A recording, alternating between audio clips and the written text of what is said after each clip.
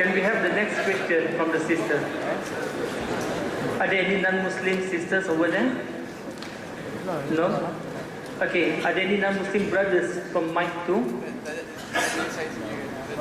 No? Any non-Muslim brother want to ask from mic 1? Non-Muslim brother. Okay, while waiting for the non-Muslim to come to the mic, we will take one question from the sister's side. Thank you. Assalamualaikum, Doctor. Please, I think non-Muslim, there are some non-Muslim raising the hand there who would like to ask a question. There's a non-Muslim who had asked before, would like to ask again, I believe. Yes, brother, no. You're most welcome. MashaAllah, I can see non-Muslims calling.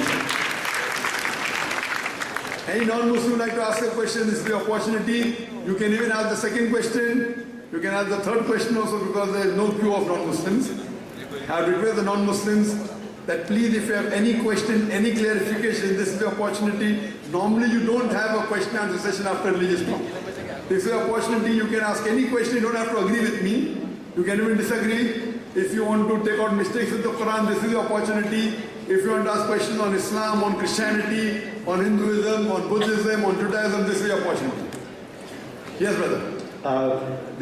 My question is based on this doctor has answered one of my colleague question.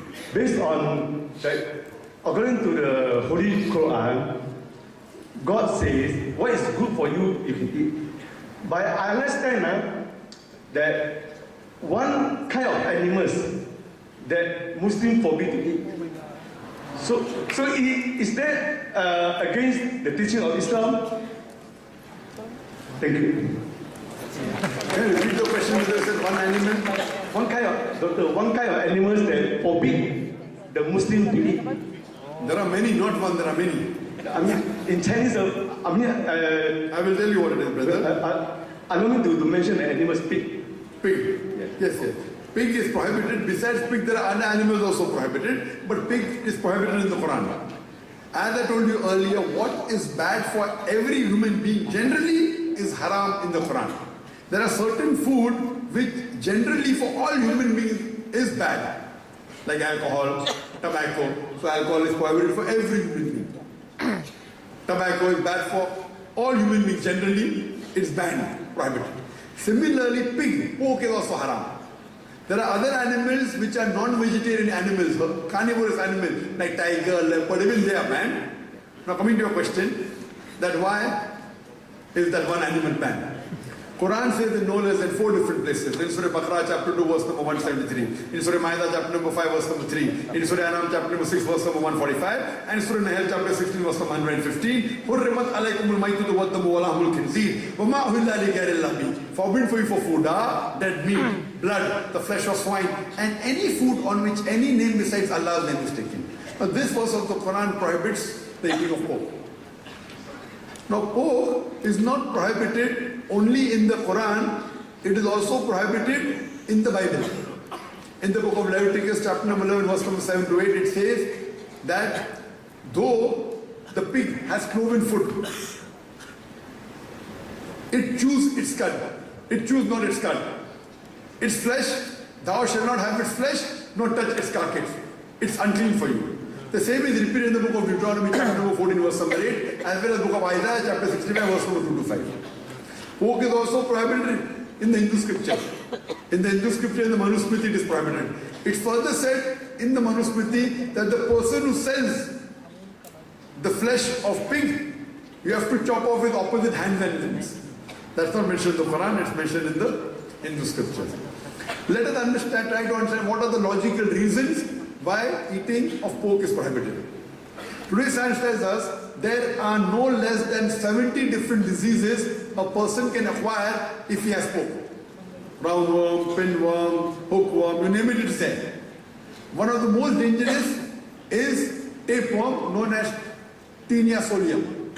It's very long. It harbors in the intestine and its ova, its egg, via the bloodstream can enter almost all the organs of the body. If it enters the brain, can cause brain loss, brain damage. Enters the heart, can cause heart attack. Can enter the liver, can cause liver damage. Enter almost all the organs of the body. And today's science tells us that pig has more of fat building material rather than muscle building material. So that's the reason person who has got, is a pig eater regularly, he has got tires. Furthermore, it causes atherosclerosis, which causes hypertension. More than 50% of the Americans are suffering from hypertension because most of them are pig eaters.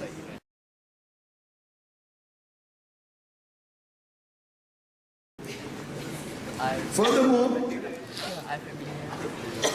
today's science tells us that pig is one of the most filthiest animal on the face of the earth. Wherever you find muck and filth, you'll find the pig there. You know, Allah has created animals for different purposes. If you go to villages where they don't have model toilets like the one we have in cities, you know, people go for open air, you know, for the call of nature. When they come back, the pig comes and clears up everything. So each has his own purpose. Today's science tells us that one of the most shameless animal on the face of the earth is the pig. It is the only animal that invites its friends to have sex with its mate and he enjoys seeing it. And there is a saying that what you eat has the effect on your behavior. You eat pig and you behave like this. From that side. Thank you. Do we have a question from the sister non-Muslim?